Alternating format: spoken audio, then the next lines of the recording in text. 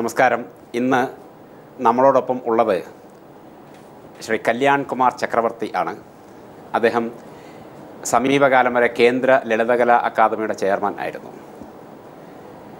Rendairthi Padinaril, NDA government Athigarathil Vandana Tudrama Namode Samskariga Mayakril Vanatula Valia Todrula Kadanagaitande Adi Regal Oralana Sri Chakravarty Adehatode Raji Viche Maran Ulla Avashim Anna our Pagat Nundai Todrna Undaya Katata Samarda Todrna Purogamana Paramaya Chindra Pranuthiaya Sri Chakravarty chairman Stanathan Uriana Undai Thirchatum Samiva Kalate Rajate Samskariga Behaswara Nerdan the Vallevillkaliluda Kurcha Samsarikan a tomb Aniojanaya Uru Pranuthiana Adeham Sri Chakravarty. Could you explain what are the situations that forced you to quit the post of the chairman? I did not quit the post of chairman. The Ministry of Culture took, because I am a presidential appointee, and it is only the president after his pursuing a proceeding prescribed in the constitution who takes the decision, and the ministry also cannot take this decision because it is the central government. But the reasons are, various kinds, like autocratic functioning, etc., which are all wrong. I mean, because you see, anything that you say, you have to issue a show cause notice with presidential approval, because I was selected after a year-long search, and it is a non-partisan kind of a thing. And then there is a procedure, I mean, for removal, and the removal can be done only by the President of India. So that by also by the central government, not by the Ministry of Culture.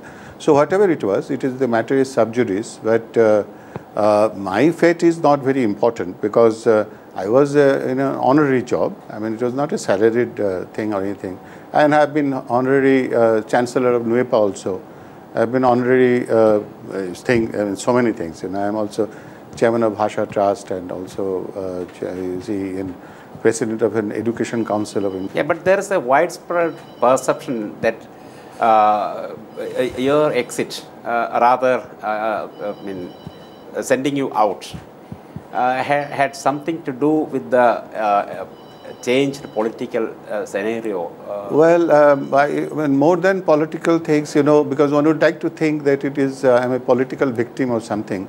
But strangely enough, I feel that it is a matter of mismanagement of the institution which was going on, which I tried to correct. Because there were many, people who were occupying studios in Delhi and also in other parts of the country for many years. I mean, some up to 40 years. And they were excluding all artists from the entire country. So if about 50, 60, 70 artists occupy studios, and exclude, thousands of artists from all over the country. They don't allow the year rule that you can occupy it only for a year to prevail. That is very wrong. So I evicted them after taking approval of the Supreme Court and the High Court because they went to the courts. Similarly, I also, charge-sheeted them for after proper inquiry headed by, Director General National Museum and Director General Archaeology and some other eminent persons to find out that they were indulging in nepotism. Now that is also a matter which is before the court, but you cannot give awards or camps or other benefits being members of the General Council or beneficiaries of the General Council to your relatives and friends. So naturally, I charge-sheeted them. You are under tremendous pressure. No, there is no pressure. I mean, I don't feel pressure. I have done this kind of thing all my life. So I barred them from election and from other rewards of the institution. And then finally, these groups were headed by a person who was an officer and who was at the level of an undersecretary when he came. And he gave himself an appointment as joint secretary, drawing salary illegally, which was pointed out by the CAG. And the CAG asked for a 30 lakh recovery. And there was a CBI case also entrusted against him. So naturally I had to, and then I found that his appointment was void ab initio. So I terminated him. So what happened is, I mean, the ministry reinstates him, and I say that yes, reinstated, yes, but then he has to continue on suspension. Then the court also gave a stay to the order, etc. So you see, what happens, I do not know, because I would not like to put a political construction on it. I would like to put an, construction of, lack of integrity. So in fact, what gives political color to this particular development in your case is the series of interventions that occurred from the part of the government. Yeah. See, for example, in the case of National Book Trust, Mr. Sethu Madhavan, I know. who hails from here, Sure. he was unceremoniously Sure. asked to go out. Sure. Then there was, of course, blatant intervention in ICHR. Of course. Yeah. So this was also, the ISI and the various central universities, IGNU, and then IIMs, all kinds of institutions. Yes. So that is a little odd, but I do not know, because in those cases I do not know whether cases of corruption came up, because allegations are always made against a person, who is sought to be removed. But since in this case we are trying to move on a very large scale against corruption, so obviously the motivation would not be, to eliminate corruption. Yeah, and again, the people do not feel that this is an outcome or a war cry against corruption. Rather, this has got sort of a political and cultural undertones. Whatever. You see, Lalit Kala Akademi, or any academy for that matter, is not equivalent to the nation. I mean, the Lalit Kala Akademi doesn't include the nation. It doesn't, serve the entire nation. What resources does it have?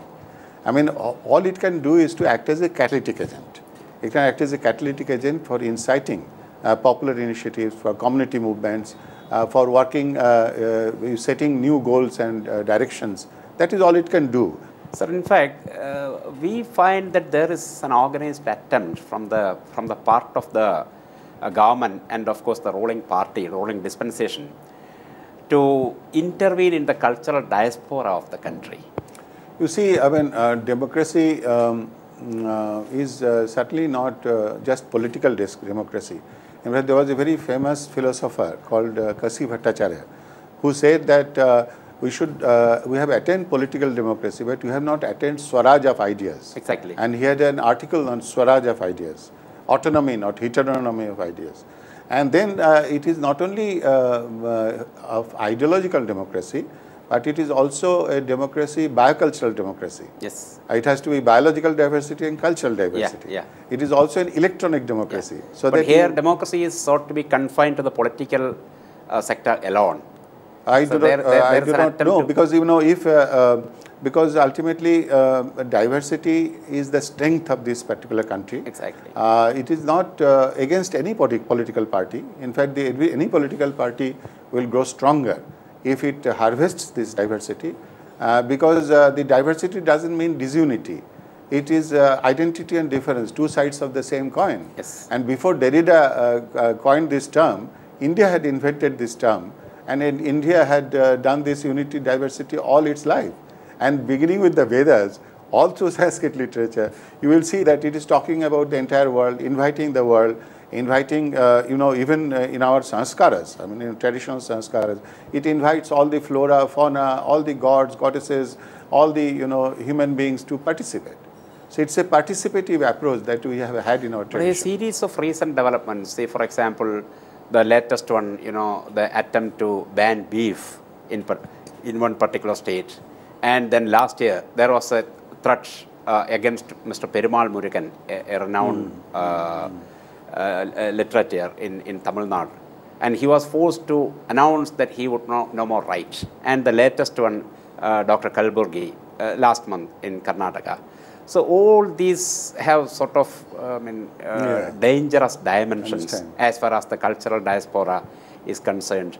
There is a widespread fear that fascism is gradually setting into the Indian cultural environment. You see, we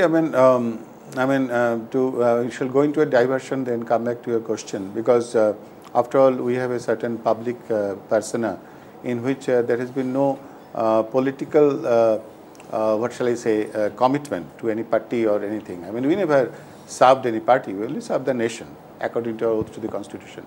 But I mean, now this BAPM scandal was there. Now, I was the second BAPM chairman. I have also dealt with Naxalite insurgency. I was chief electoral officer at that time. I mean, and the BJP came to rule at that time in Chhattisgarh. And it was not my doing. I was not trying to invite the BJP to come or any Congress party or any party to come, because it is our job to conduct the election fairly.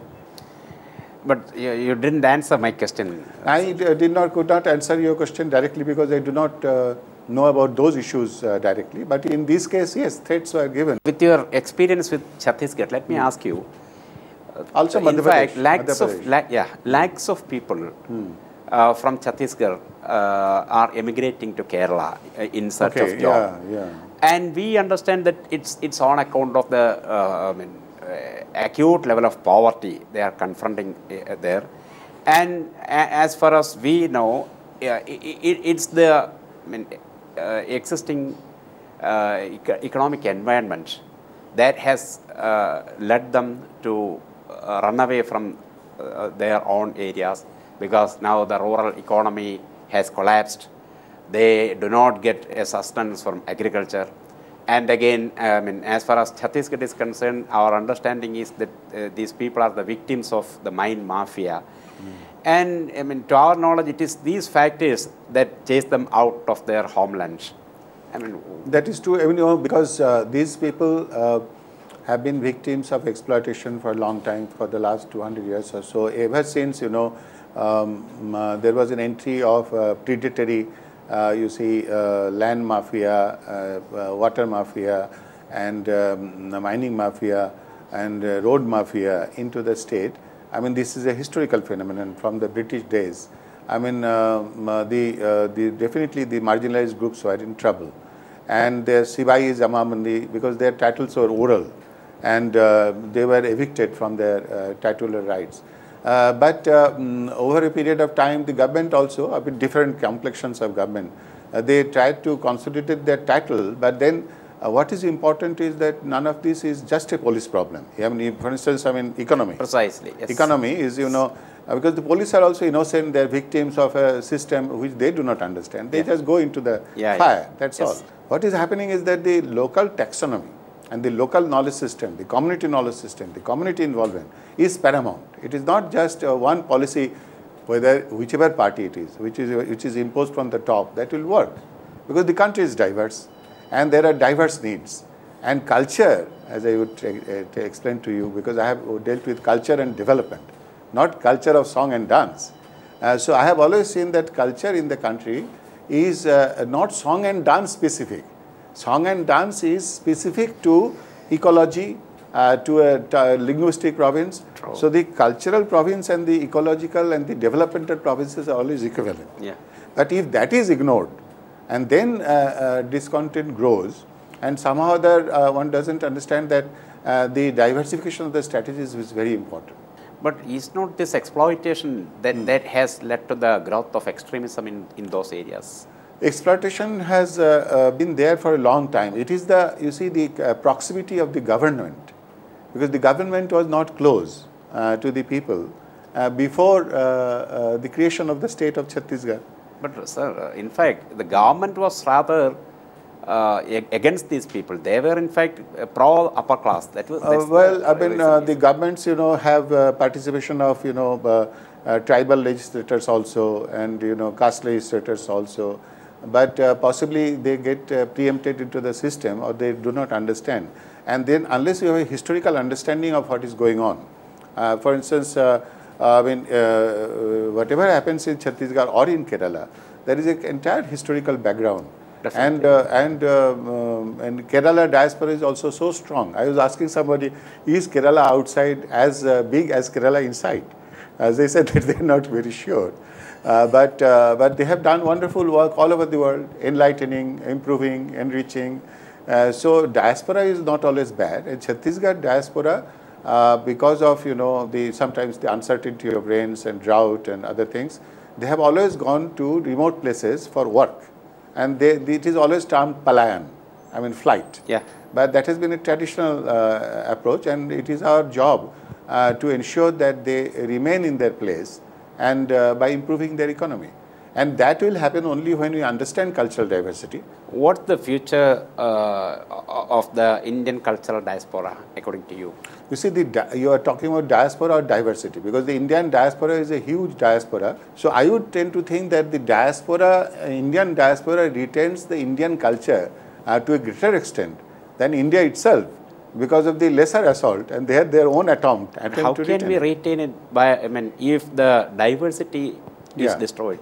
If the diversity is destroyed, you see, it is not destroyed just by, attacking institutions. The diversity can be retained only if the people, you see, are careful, and they decide to cherish their own diversity and fight for it and work for it. And also, you see... But unfortunately, an atmosphere of fear is being created across the country, particularly as far as this cultural segment is concerned. That was what I referred to earlier. Yeah, so that is the problem. You see, the cultural, you see, institution attacking institutions or intimidating officers, or, removing, you see, heads. Not only officers, even intellectuals. Intellectuals or whatever. You see, basically, again, there is a problem. You see, the diversity, one is looking only at culture department or, let us say, education department. But there is a need for diversity in every department. So, so it is always wiser for the political as well as civil service to understand that they should work in together to preserve the diversity rather than kill it. In fact, one major step taken by the government in order to promote the cultural, rather diversity in all spheres was the process of reservation. And it was it has been constitutionally guaranteed. But now there is an organized attempt to scuttle the reservation policy. You might have noticed it. In fact, the reservation policy is put under scanner nowadays, and there is demand from some corners that it's time to re-examine the reservation policy and all, giving strong indications that reservation is no more required. From your experience as a bureaucrat, what's your comment? See, this is that area, these are matters of policy which I have not dealt with at the political level. But my clear opinion is that the criteria should be economic. Irrespective of castes, tribes, groups, etc. And the social backwardness should be combined with economic backwardness for the sake of reservation and positive social affirmation and economic affirmation. But the cultural backwardness and as we discussed earlier, the exploitation pattern, everything remains intact. So can we go ahead ignoring this social realities? You cannot just scrap reservation without looking into the way you see this backwardness has been dealt with, like you were mentioning about Chhattisgarh and other places. So one has to deal with the problem at the roots. Their economic and social well-being has to be improved, and their you see, moral well-being. And I have seen that whenever it has been done, and they are equal citizens, and they are able to function equally. Once they are able to attain that status, then it is possible to do away with reservation. But again, it is for the political group to decide. But as a civil servant, when I have been a civil servant, I am retired, but I have retired at the level of Secretary Government of India, and still, even after retirement, I retained that kind of status. And I have seen that if you think of vote blocks and not of the need of the nation, then it will not work. You have to think about the need of that particular group. How it will fare, and that is the best way to deal with reservation policy. Okay, sir. Thank you very much. Thank you. നമ്മൾ കഴിഞ്ഞ കുറച്ച് സമയമായിട്ട് കേട്ടത് ശ്രീ കല്യാൺ കുമാർ ചക്രവർത്തിയാണ്. അദ്ദേഹം India ഗവൺമെൻറ്റിൻ്റെ സാംസ്കാരിക രംഗത്ത് വളരെയേറെ വർഷങ്ങളുടെ പ്രവർത്തന പരിചയം ഉണ്ടായിരുന്ന ആളാണ്. തുടർന്ന് വളരെയേറെ വർഷങ്ങൾ ഉള്ള പ്രവർത്തനങ്ങളുടെ തുടർച്ചയായിട്ടാണ് അദ്ദേഹത്തെ ലളിത് കലാ അക്കാദമിയുടെ ചെയർമാനായി നിയമിച്ചത്. അവിടെ അഴിമതിക്കെതിരെ ശക്തമായ നിലപാടുകൾ എടുത്തതിനെ തുടർന്നാണ് അദ്ദേഹത്തിന് കാലാവധി പൂർത്തിയാക്കുന്നതിന് മുമ്പ് പുറത്തു പോകേണ്ടി വന്നത്. അദ്ദേഹം നമ്മുടെ രാജ്യത്ത് നിലനിൽക്കുന്ന സാംസ്കാരിക അന്തരീക്ഷത്തെ സംബന്ധിച്ചുള്ള അഭിപ്രായ പ്രകടനങ്ങളാണ് ഇവിടെ നമുക്ക് മുമ്പിൽ അവതരിപ്പിച്ചത്. നന്ദി. Thank you, sir. Thank you.